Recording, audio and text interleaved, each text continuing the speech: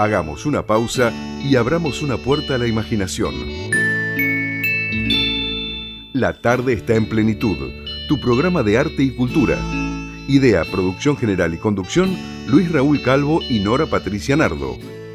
Con la participación especial de Adriana Gaspar. Auspicia Proyecto Cultural Generación Abierta. www.generacionabierta.com.ar. Porque compartir los sueños es algo digno para celebrar. Unite a nosotros en la FM Amadeus 91.1. Hola, ¿qué tal? Buenas tardes. Nuevamente acá en la FM 91.1 Amadeus con la tarde. Está en plenitud, arte y cultura. También entrevistas. Nos acompaña en la operación técnica Ricardo Piñero, como de costumbre. Nos estamos saludando con Ricardo. ¿Qué tal, Nora? ¿Cómo está? ¿Qué tal? Buenas tardes. Muy bien, acá en Amadeus 91.1. Muy bien acompañada por ustedes. Así que una alegría compartir un nuevo programa. Bueno, los teléfonos son 4300-0114 y 5031-9801. Tenemos algunas noticias que nos enviaron. Sí. Por ejemplo, se estrena la obra El gato y su selva, un clásico de Samuel Eichelbaum con dirección de Mariano Docena. Es un director que nosotros hemos entrevistado en la radio, también en nuestra revista Generación Abierta, un hombre muy talentoso. Bueno, es una pieza que nos habla de los deseos, los mandatos y el destino. Se estrena este viernes 9 de septiembre a las 21:30 horas en Andame 90. Así que les deseamos mucha suerte porque siempre es importante, ¿no? El estreno de algo siempre va marcando, ¿no es cierto? Según ellos no hay que desearle suerte, pero bueno, sí, lo mejor, no? Lo mejor. Y bueno, si uno lo hace... Sí, con cariño. Claro, con cariño y onda positiva, ¿por qué no va a desear suerte? Es verdad. Y bueno, y Andamio 90 es maravilloso, ¿no es cierto? Es un lugar emblemático. Exacto. Del lugar donde estaba Alejandra Boero. Ella era la directora del lugar. También siguen en el Teatro La Mueca una obra que espera que estamos acá. Yo lo que quiero decir... Eso que pasa cuando no escuchás. Sí, ahí está. No se estrenó todavía. También viernes 9, 20 horas. Autor y director Juan Pablo Fernández Betancourt. El elenco está integrado por Nicolás Cor, Bianca Lauría. La sinapsis habla de que Martina y Ezequiel son una pareja joven, casados sin hijos, que atraviesan lo que por momentos parece una crisis de las tantas que puede tener una relación. Ezequiel es un analista de sistemas, demorado en ascensos y crecimiento laboral, que espera con ansias mientras que está acostumbrado a la rutina. Martina es una trabajadora social que siente que es inútil su trabajo y esfuerzo. Así que bueno, el Teatro de la Mueca, también otro lugar muy emblemático, que está en la calle Cabrera 4255.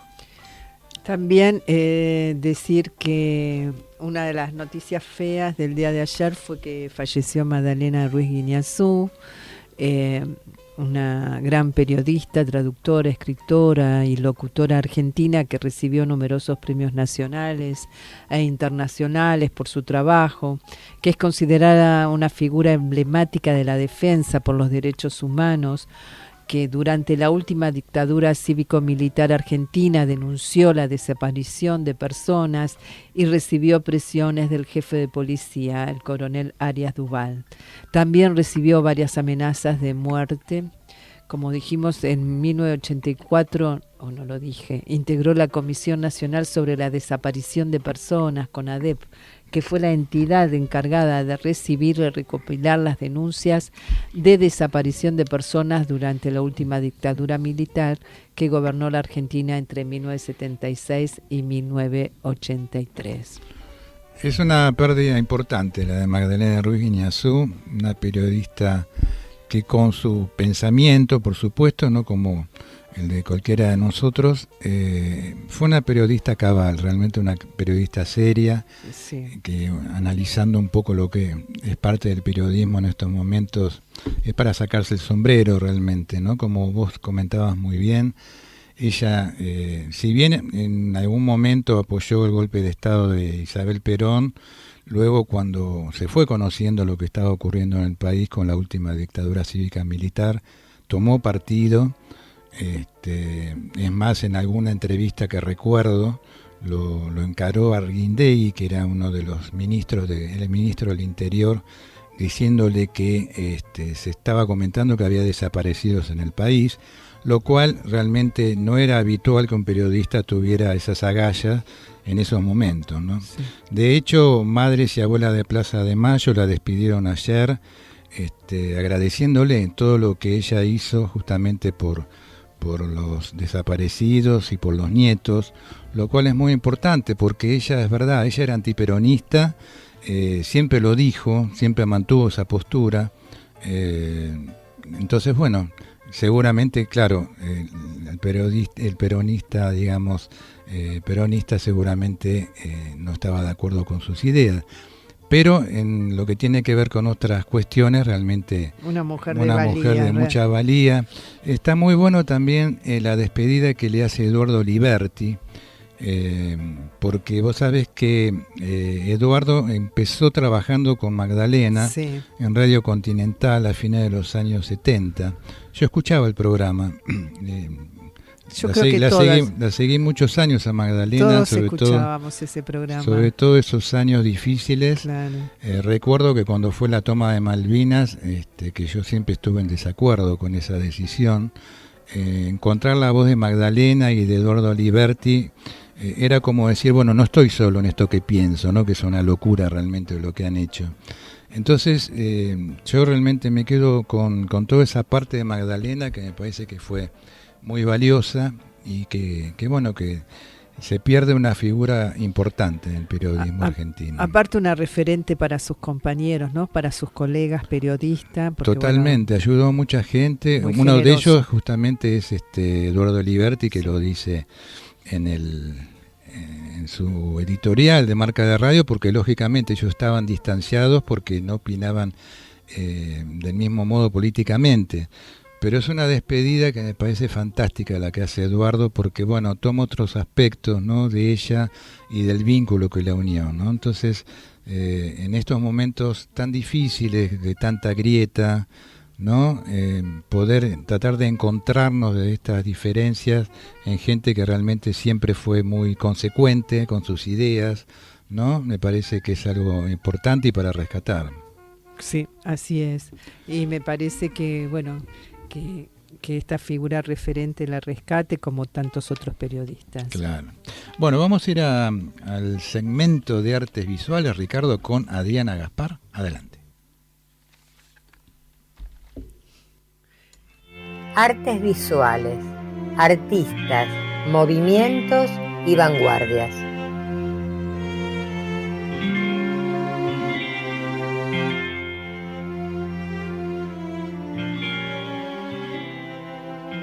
Buenas tardes a toda la audiencia de La Tarde Está en Plenitud.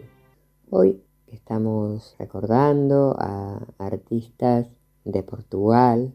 En esta oportunidad vamos a recordar a Helena Almeida, artista performática, fotógrafa, quien nació en Lisboa en 1934 y fallece en septiembre del 2018. Es un artista que ha tenido trabajos muy interesantes, muy precursores. Además ha sido una referente del feminismo internacional y también precursora en el uso de su propio cuerpo como soporte de obra en coreografías registradas en su obra fotográfica. Ha sido una artista fotográfica performática. Un artista que ha trabajado el cruce de diferentes lenguajes y creo que esto lo hace muy interesante, ¿no? Sobre todo siempre pensemos en una artista mujer, alguien que trabajó muy fuertemente en el siglo pasado, el siglo XX. Me parece que tenemos siempre a apoyarnos y mirar el contexto sociocultural, político que le ha tocado vivir, ¿no? Ella ha estudiado en la Universidad de Lisboa, como dije antes, artista performática, pintora, fotógrafa.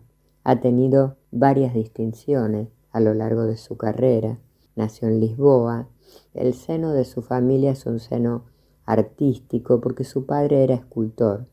Realizó sus estudios, cursó la licenciatura de Bellas Artes en su ciudad y allí, más allá de casarse, tener una hija, se empezó a formar artísticamente. Nunca abandonó la formación artística por su vida personal o familiar. Podemos decir que el ámbito doméstico no la apartó de su formación artística o de ese entusiasmo y ese ímpetu que tenía para ser una activista, ¿no? Y estar siempre en defensa de los derechos de la mujer. Su trabajo artístico está, podemos decir, basado en la fotografía en blanco y negro, a modo general, ¿no? Teniendo como objeto de sus tomas su propia imagen, ¿no? Su propio cuerpo. Lo que quizás, visto desde afuera, o para quien no pertenece al mundo del arte, podría pensar que estábamos hablando de autorretratos. Sin embargo, no es así, y es ella misma quien ha dicho que no eran autorretratos en el sentido estricto de lo que el autorretrato significa, ¿no? ¿Y por qué ha dicho eso? Porque las fotografías que realizaba, ella las planificaba con anterioridad, hacía bocetos y además incluso ella organizaba toda la cámara, organizaba la escena, organizaba la obra y muchas veces era su marido quien disparaba, ¿no? La cámara fotográfica, quien hacía la presión sobre la cámara. Más tarde, cuando estas fotografías se producen, ella en ese momento se hablaba de trabajar sobre la fotografía, de manipularla con diferentes objetos. Podemos hablar de que ella realizó fotografías intervenidas. Ella resignificaba e intervenía sus fotografías, pintándola, añadiéndole incluso objetos tridimensionales, haciendo también una foto performance sonora o incluso con videos. Por eso estamos hablando de foto performance, no de, digamos, su labor como fotógrafa salió de estos cánones tradicionales que tenían que ver con el mundo estricto de la fotografía para ser parte de ese mundo no convencional, ¿no? En el que la fotografía en sí misma ya adquiere otro valor porque pasa a conformar un entramado de lenguaje en el que podemos hablar de fotografía intervenida, de fotos performance sonora, por la diversidad de elementos y de lenguaje que atraviesan su propia obra, ¿no? Ella se inicia en los 60 y un poco todo esto que estuve hablando tiene que ver porque fines de los 60 es cuando se empieza a tener tanta repercusión el body art y la performance. Entonces, lógicamente, alguien que está estudiando y que está inmersa en el mundo artístico empieza a embeberse de estos movimientos, estas estéticas que estaban en pleno estallido, en ese momento, en pleno auge, podríamos decir, ¿por qué no? Porque era una nueva forma de manifestar lo artístico y es lógico que un artista joven, un artista con tanto ímpetu, se corra de ese lugar tan institucional, se venía abordando quizás décadas atrás en el mundo del arte y sobre todo lo que tiene que ver con la fotografía, ¿no? Cómo de pronto generar un lenguaje a partir de la fotografía. Se han realizado muestras muy importantes. En el año 2018, una de sus fotografías se expuso en la exposición colectiva La No Comunidad, organizada por el Ayuntamiento de Madrid en Centro, a modo de ensayo y aborda el tema de la soledad desde el cuestionamiento de la idea de comunidad, ¿no? Ella es una referente mundial, podemos decir, en las exposiciones con estas temáticas y con estos soportes de obra desde el feminismo. Y su trabajo realmente ha sido muy prestigioso, lo sigue siendo porque ha quedado su obra y ha expuesto en numerosas galerías muy prestigiosas de distintos lugares de Europa y también en instituciones públicas, ¿no? Su obra, porque estamos hablando de Elena Almeida, experimenta una imagen propia, ¿no? Buscando nuevos caminos para explorar la relación del cuerpo humano y de ese espacio que lo está rodeando al cuerpo humano, cómo el cuerpo es insertado en ese espacio. Una de las obras más destacadas es Estudio para dos espacios, en 1977, que muestra algo así como manos que se asoman por entre rejas, puertas metálicas entreabiertas, que dan la sensación de barreras muy opresivas, ¿no? Las que nos provocan esta sensación de opresión, esta sensación de estar apresadas, ¿no? Como entre dos realidades, como entre dos espacios diferentes. La verdad es que su obra es maravillosa, es un artista que ha luchado mucho desde el punto de vista cultural, político y estético. Y me parecía importante que nuestra audiencia conociera a un artista que quizás no conocían, sobre todo trabajando la fotografía de la manera en que ella la inserta en el mundo del arte. Con esto me despido, hasta la próxima semana. Muy bien, con Adriana comenzamos hoy la parte con artes visuales sobre el país de Portugal, ¿no? Que tendremos también en otras disciplinas artísticas, como la música, que es lo que vamos a presentar ahora en Música Sin Fronteras. Vamos a escuchar a Amalia Rodríguez, cantante nacida en 1920 y fallecida en 1999, en el seno de una familia humilde oriunda del barrio de Beira Baixa en Lisboa. Empezó a mostrar sus dotes de artista a los 4 años, cantaba todo lo que oía y las vecinas me daban a cambio unas monedas o algo dulce, rememoraba ella en una entrevista.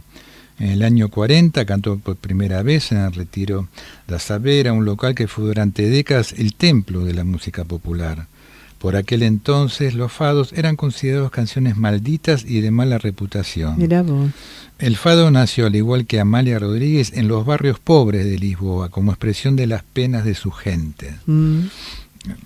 Su nombre proviene del latín fatum, que significa algo así como encadenamiento fatal de los sucesos. En Madrid en 1943, Amalia Rodríguez, la que fue su primera actuación fuera de Portugal, en el primer viaje en plena posguerra y con 2.000 pesetas en el bolsillo, que en ese momento era una fortuna, decía ella. Bueno, vamos a comenzar a escucharla con este tema que se llama Fado. Adelante, Ricardo. Música sin fronteras.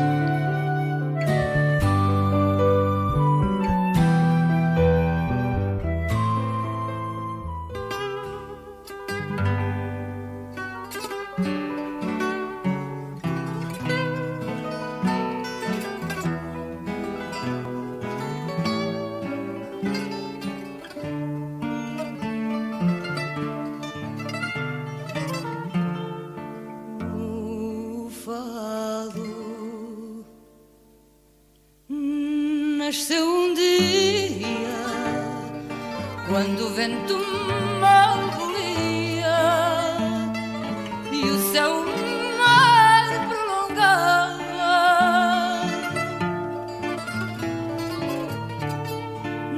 namorada de um veleiro no peito do marinheiro que está cantava, que estando triste cantava. Ai, que lindeza tamanha, meu chão, meu monte, meu vale, folhas, flores, frutas de ouro. Vê se vês terras de Espanha, areias de Portugal, olhar ceguinho de choro.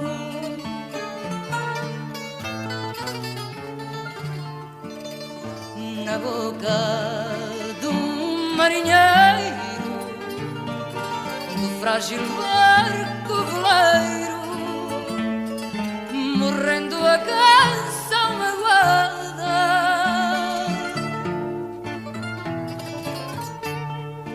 Diz o pungir dos desejos,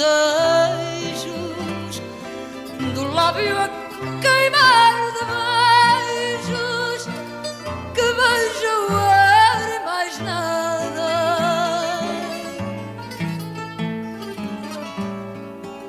Que beija o ar e mais nada. Mãe, adeus, adeus Maria, guarda bem no teu sentido, que aqui te faço uma jura,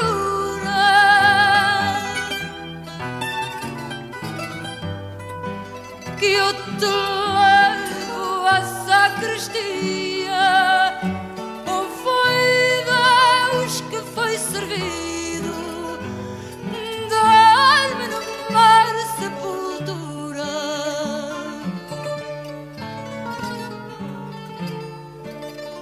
Voreis que embora outro dia, quando o vento não embolia e o céu o mar prolongava,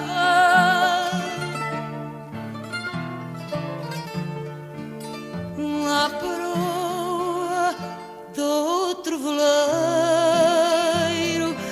velava outro marinheiro, que estando triste cantava.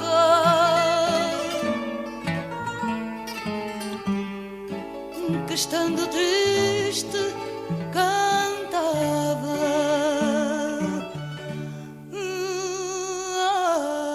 Ai, que lindeza tamanha, meu chão, meu monte, meu vale, de folhas, flores, frutas de ouro.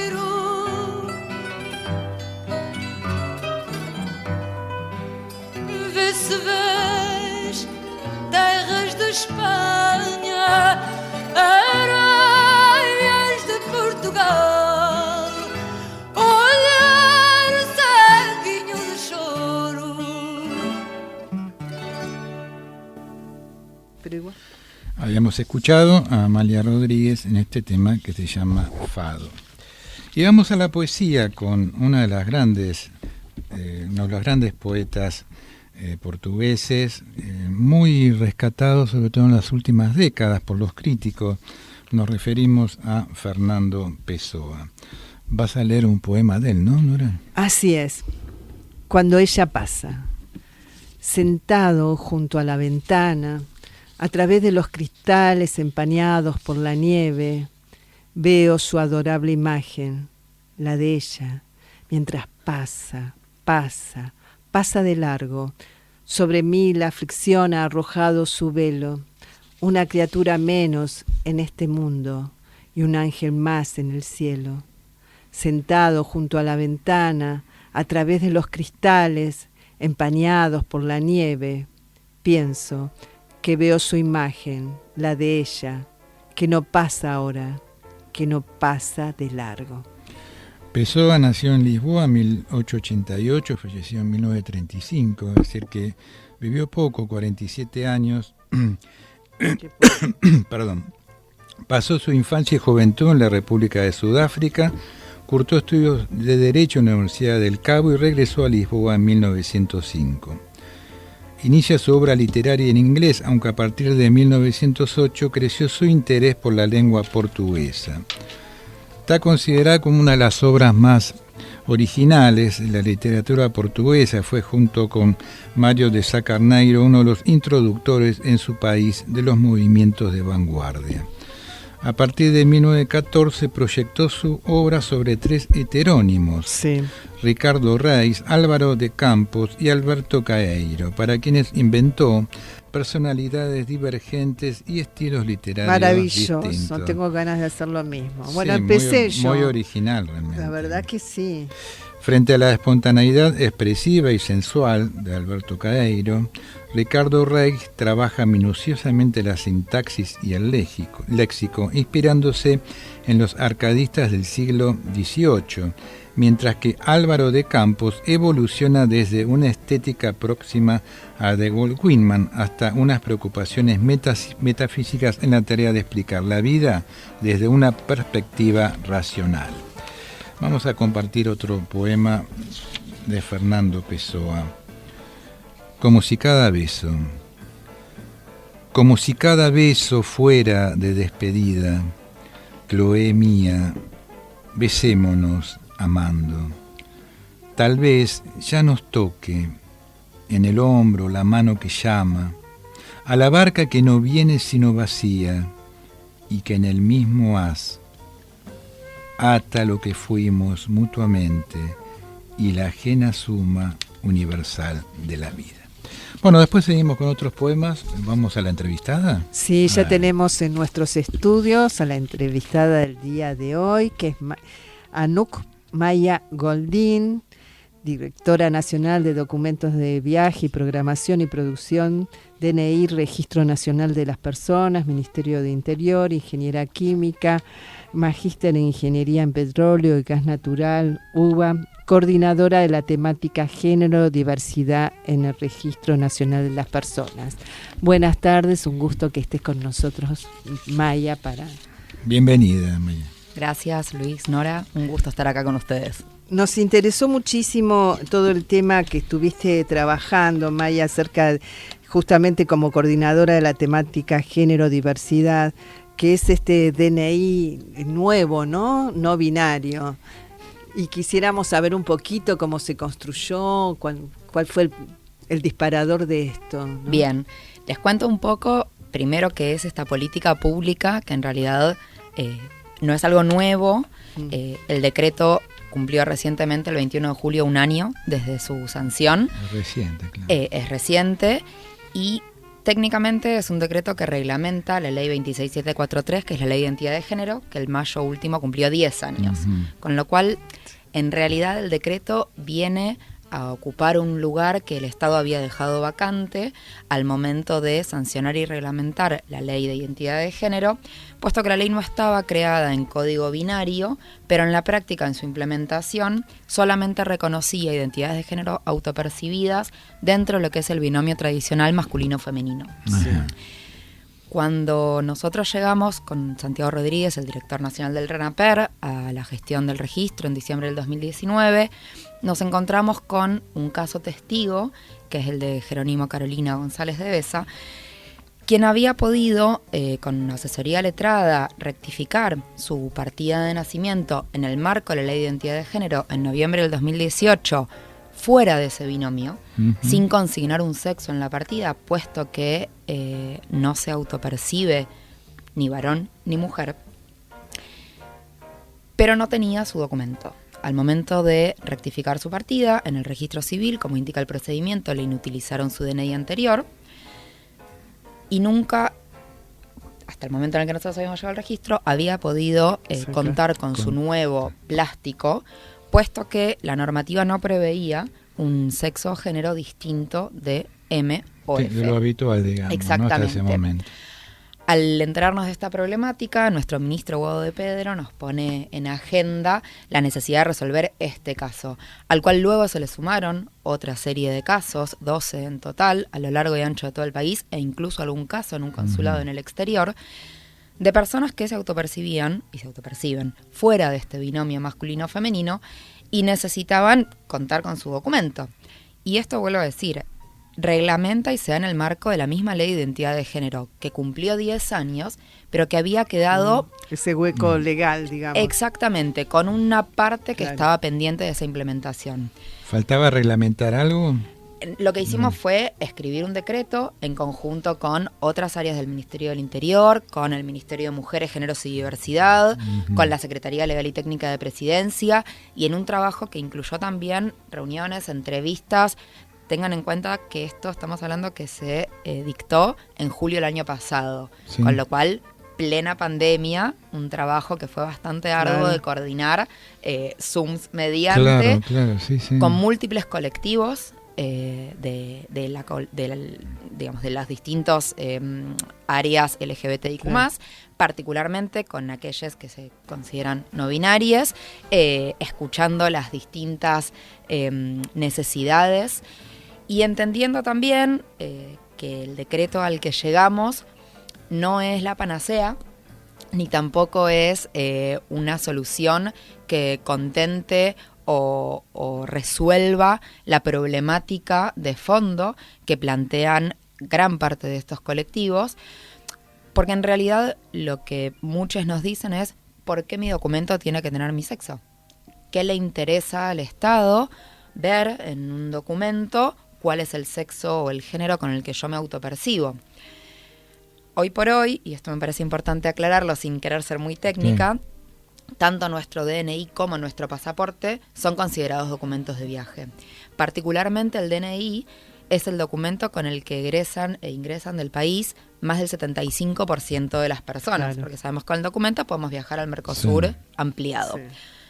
Por ende, como documento de viaje, y por ser Argentina un país miembro de la OASI, la Organización de Aviación Civil Internacional, existe en el marco de OASI una serie de documentos, normativas y recomendaciones con respecto a la emisión de esos documentos, porque Bien. pensamos que vivimos en un mundo globalizado Claro. Seguro. y que los documentos nos tienen que permitir entrar y salir de otros De países. otros lugares, claro. Exactamente, hacia y desde otros países. ¿Qué Por ende, sucede en los otros países? Bueno, nuestro marco, digamos, legal, parte de esa base, del Claro. documento 9303 de OASI, que dice los documentos de viaje tienen que tener tales y cuales características. Dentro de esas características, estas recomendaciones Ahora, por la Pon- orquesta ponen como obligatorio la inclusión del campo sexo dentro de ese documento como un campo visible. Por lo tanto, nosotros partimos de esa base, de que era necesario mantener ese campo, tanto en el DNI como en el pasaporte. Que son un poco, digamos, lo que no está de acuerdo, digamos. Bueno, en algún punto, algún punto. algunos colectivos, no todos, lo que plantean es, a mí la verdad es que me gustaría que no aparezca, aparezca. directamente, porque en algún caso puede llegar a ser una estigmatización. ¿Hay antecedentes en el mundo de esto? Bueno, en realidad tenemos el caso de Uruguay, que Sí. había sacado el campo sexo de su documento y volvió a incorporarlo Bueno, porque fue sancionado por OASI. Entonces, Claro. nosotros manejando todas estas alternativas, conversándolo y recabando experiencias de países de la región y países del mundo, lo que entendimos es que, partiendo de la base de tener que cumplir con esas recomendaciones que nos plantea la OASI, y siendo el campo sexo un campo obligatorio, buceamos entre las alternativas que había para Claro. poder reconocer identidades de género autopercibidas no binarias. En ese contexto, la normativa es bastante clara y lo que plantea es que se acepta una tercera sigla, porque está reglamentado Claro. como campos, la F para femenino, la M para masculino, y una tercera sigla que la OASI reconoce como la letra X, para todas aquellas identidades de género o autopercepciones o el significado significante que cada país le quiera dar, Sí. para todas aquellas identidades que estén fuera de esa F o esa M. Entendiendo también que la letra X es una letra particular porque tiene una connotación muy negativa, que en algunos casos se asimila con la cancelación o la eliminación, que el peso es muy fuerte, nosotros buscamos puntualmente dejar explícito en el cuerpo del decreto qué significa esta X, y muy breve me gustaría leerles esto solamente para que Sí, se entienda. adelante. Claro. En el artículo 4 del decreto 476, nosotros escribimos que a los fines del presente decreto, la nomenclatura X en el campo sexo comprenderá las siguientes acepciones: no binaria, indeterminada, no especificada, indefinida, no informada, autopercibida, no consignada u otra acepción con la que pudiera identificarse la persona que no se sienta comprendida en el binomio masculino-femenino. Entonces, en la práctica, dejamos bien explícito que no es que la letra X es una elección arbitraria y que no significa una cruz, sino que tiene todas estas acepciones y que en realidad, como este decreto, bien decíamos al principio, es una reglamentación de la ley 26743 de identidad de género, que indica que una persona tiene que rectificar primero su partida de nacimiento en el marco de la ley para luego poder tramitar su documento. En la rectificación de la partida, en el campo sexo de la partida, cada persona puede elegir consignar indeterminado, no especificado, un guión, dejar el campo en blanco, si quisiera, no binario, o la autopercepción que a cada uno o cada una le representa. Y luego eso se transforma por una cuestión de normativa internacional en una simbología, que en este caso es una letra X, en el campo sexo del documento. Fantástico. De Fernando Pessoa, esto. Dicen que pretendo o miento en cuanto escribo. No hay tal cosa. Simplemente siento imaginando. No uso las cuerdas del corazón. Todo cuanto sueño pierdo, que pronto cae o muere en mí. Es como una terraza que mira hacia otra cosa más allá. Esa cosa me arrastra. Y así escribo en medio de las cosas, no junto a mis pies, libre de mi propia confusión, preocupado por cuánto no es. Sentir, dejemos al lector sentir. Qué bello poema. Hermoso poema. Sobre estos desdoblamientos del poeta Fernando Pessoa, que hacíamos referencia en varias personalidades, algunos críticos entienden que se refleja un poco sus distintos yos conflictivos, ¿no? A la vez que va elaborando su propia obra poética, a veces experimental, una de las más importantes del siglo XX, y que en su mayor parte, fíjate vos, permaneció inédita hasta su muerte. Qué bárbaro. Esto también es interesante resaltarlo, ¿no?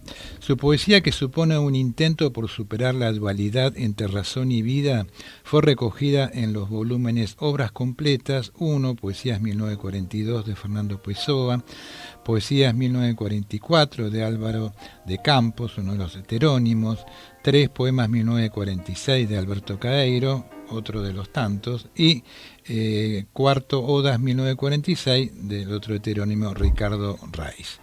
Realmente una obra muy singular, la de Fernando Pessoa, y que es para leerla y disfrutarla, sí, ¿no? Realmente es uno de los unas grandes voces que uno ha recogido en su historia literaria, ¿no es cierto? Uno no puede haber dejado de leer a Pessoa. ¿Qué pasó el viernes? ¿No hubo café literario? No hubo café literario el viernes, pero sí lo habrá el viernes 16 de septiembre. ¿Cómo va a estar compuesta? Bueno, pero primero digamos a los oyentes que no hubo café literario porque a través del feriado nacional, del triste atentado que hubo contra a raíz del atentado contra la vicepresidenta y actual vicepresidenta, lo cual lamentamos mucho y nos solidarizamos con ella, ¿no? Realmente muy grave lo que pasó, esperemos que no vuelva a ocurrir con ella ni con otras gentes, ¿no? Claro, a partir del feriado, como el bar Lavalle en los feriados cierra, debemos posponer este encuentro para el viernes 16. En realidad la programación no cambia, simplemente que la parte de imagen y palabra del libro de artista pasa para el próximo encuentro, que va a ser el 21 de octubre, y en este caso, el 16, se va a presentar el libro Casi Cuento de la licenciada Elcira Orsini. Así es, una amiga que realmente es un libro que hemos podido prologar y que nos encantó. Está con Generación Abierta, con el sello Generación Abierta. Es un estupendo libro de cuentos, realmente muy, muy interesante. Bueno, seguimos hablando con Maya. Así es, Maya, contanos un poco. Somos como los pioneros en todo esto, ¿no? Así es, Argentina fue el primer país de la región, una vez más a la vanguardia en materia de reconocimiento de derechos de identidad, en este caso en particular. Fuimos el primer país, como decía, de Latinoamérica en reconocer identidades de género no binarias en sus documentos. Siendo varios los casos de experiencias a nivel internacional y entendiendo que si bien es algo nuevo en la región, progresivamente serán varios los países que se vayan sumando en este sentido, siempre, como decía, en el marco de, por un lado, lo que nos permite la normativa internacional respecto de los 193 países que conformamos la OASI, y con un objetivo quizás de mediano a largo plazo, de intentar hacer una presentación formal ante la OASI, quizás como bloque o como región, para conseguir que se elimine este campo de los documentos. Obviamente es una cuestión internacional donde hay cuestiones culturales y socioculturales muy distintas, entonces no es algo que de la noche a la mañana podemos cambiar, ni hacer unilateralmente, porque, como decíamos antes, vivimos en un mundo globalizado, el documento se utiliza para entrar y salir del país, igual que el pasaporte. Recalco esto porque también varios colectivos en su momento nos habían sugerido la posibilidad de hacer esta modificación solamente en el pasaporte y eliminar el campo sexo del DNI. Pero la verdad es que el pasaporte es un documento bastante más oneroso que el documento, que el pasaporte más que el DNI. Sí.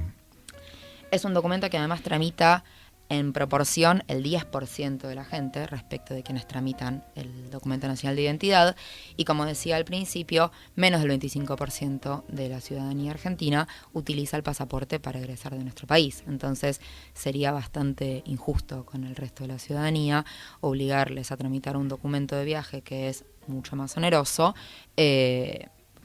cuando en realidad la necesidad o el fin último entendemos que podría ir por el lado de prever la eliminación de este campo. Respecto del impacto que ha tenido en la sociedad, un poco lo charlábamos antes, solo para tomar cierta dimensión, en el último año, es decir, desde el 21 de julio del 2021 al 20 de julio del 2022, cuando se cumplió un año de la sanción de este decreto, más del 20% de las rectificaciones en el marco de la ley de identidad de género fueron para la opción no binaria. 2.532 rectificaciones se hicieron en total, 528 de ellas optaron por el sexo-género no binario. Esto habla de, por un lado, una necesidad latente que estaba dentro de la sociedad, o sea, es un número alto, claro. La verdad, cuando hicimos el informe, lo hizo la Dirección Nacional de Población del RENAPER, respecto de lo que fue el año del decreto, y habiendo hecho antes el del 10º aniversario de la sanción de la Ley de Identidad de Género, a mí la verdad me sorprendió positivamente la adhesión que tuvo. Pero algo que me parece importante también destacar es la geolocalización de esa elección, porque la Ley de Identidad de Género en general y el decreto 476 en particular los vemos muy elegidos en las grandes urbes. Y ahí lo que entendemos es que falta fuertemente comunicación por parte del Estado en general de la política pública que significa la posibilidad de que cada uno, cada una de nosotras se autoperciba con el género que lo sienta, claro, y que eso mismo, sea cual sea ese género, dentro o fuera de este binomio tradicional, puede plasmarlo en su partida de nacimiento, puede plasmarlo en sus documentos, que al igual que lo preveía la Ley de Identidad de Género, este decreto dice que uno puede acercarse al registro civil, cualquier registro civil en el país, incluso si no es el de la ciudad donde nació, eso es importante aclararlo.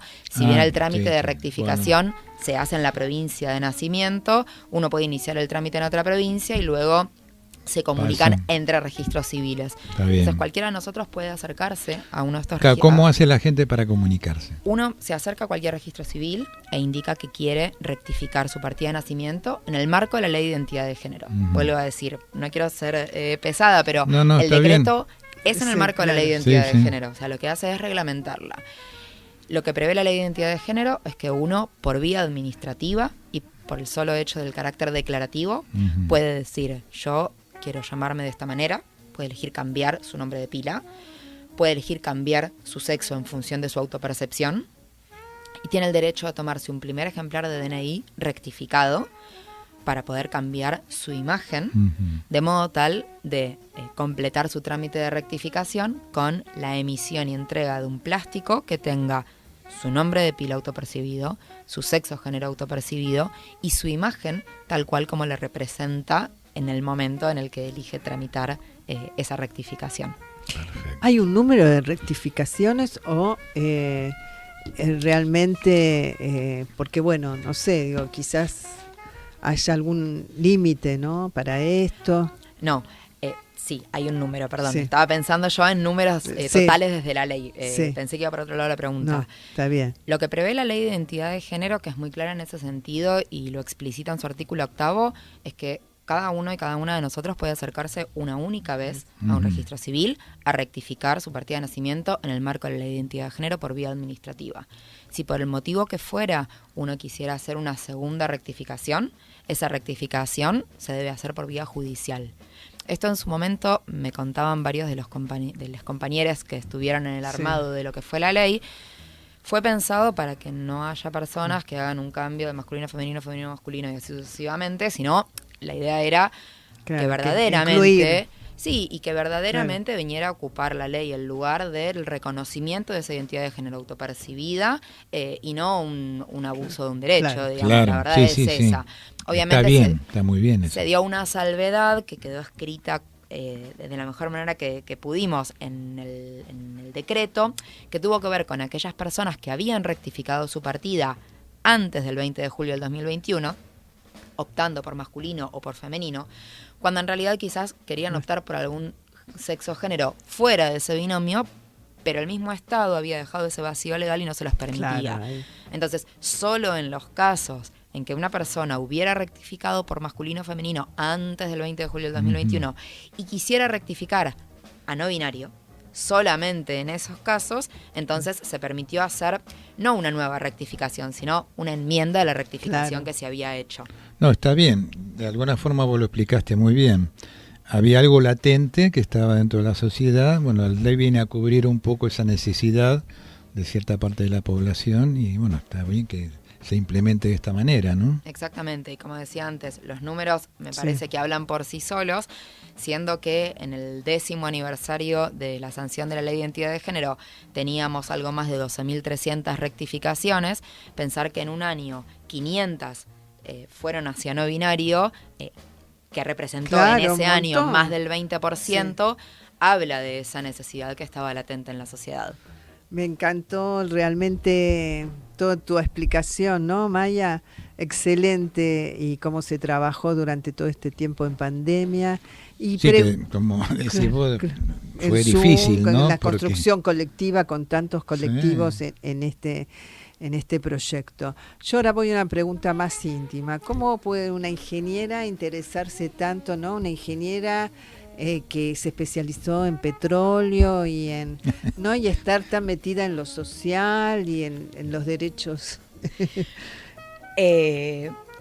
Son cosas que no tienen por qué estar disociadas y que pueden ir perfectamente forman parte de la mano. diferentes intereses, ¿no? Exactamente. Yo soy militante política, hace muchos años que milito en la agrupación La Cámpora y tengo ciertos ideales por los cuales lucho todos los días y que son los que me llevan a ejercer la gestión pública estando en donde estoy. Y en ese marco y con la certeza de que el Estado es el lugar para transformar la realidad, y siendo además de militante política, militante feminista también hace muchísimos años, tuve la suerte de poder atravesar este momento y de que me tocara ser parte activa del trabajo que llevó a la sanción de este decreto, que como decíamos antes, verdaderamente son políticas públicas. Yo trabajo en el Estado con mucho amor porque se nota. Entiendo que es... transmitís, sí, ¿no? mucha pasión. Entiendo que es la manera verdadera de poder transformar la realidad de muchísima gente. Y entonces ahí no tiene que ver tanto con la cuestión técnica o con el estudio formal que uno pueda tener, sino más con una cuestión social y de entender verdaderamente cómo puede cada uno y cada una de nosotros poner a disposición de la sociedad las experiencias que cada uno ha tenido. Yo siempre digo que tuve la fortuna de poder formarme tanto en la escuela secundaria como en la universidad y mi maestría en la educación pública, y que trabajar en el Estado y poner a disposición mi formación para eso es una manera de devolverle a la sociedad la posibilidad que me dio de formarme. Fantástico. Bueno, te felicitamos, mucha suerte. Muchas y bueno, gracias ya por la te invitación. tendremos en otra oportunidad para seguir conversando, porque es un tema que no se agota, al contrario, va a seguir creciendo y con nuevas necesidades que ustedes van a tener que dar respuesta desde algún lugar, ¿no? Así es. que bueno, mucha suerte. Muchísimas gracias y gracias a toda la audiencia. Bueno, entonces estábamos diciendo que el viernes 16, para aquellos que no se escucharon en los otros miércoles, el lugar es el Bar La Valle, que está en La Valle y esquina Rodríguez Peña, bar notable de la Ciudad Autónoma de Buenos Aires.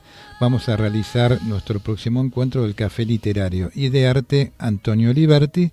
Los esperamos, 19 horas, vamos a comenzar puntual. Sí, así que vengan un ratito antes. Vengan un poquito antes, de tomar un cafecito y esperan. Aparte, que iniciamos el encuentro. Los poetas y los artistas y los músicos que van a estar son imperdibles. Así es. Bueno, le agradecemos a Ricardo Piñero, como siempre. Nos estamos yendo con la voz de Amalia Rodríguez. Este último tema se llama Tam Tam. Mientras ella se lava en el río. Mirá que me hace acordar a Lorca, ¿no? Sí. Ricardo, muchas gracias, como siempre, por todo tu apoyo y colaboración. Y nos vamos hasta el próximo miércoles, Nora. Recordando que compartir los sueños es algo digno para celebrar. Muchas gracias.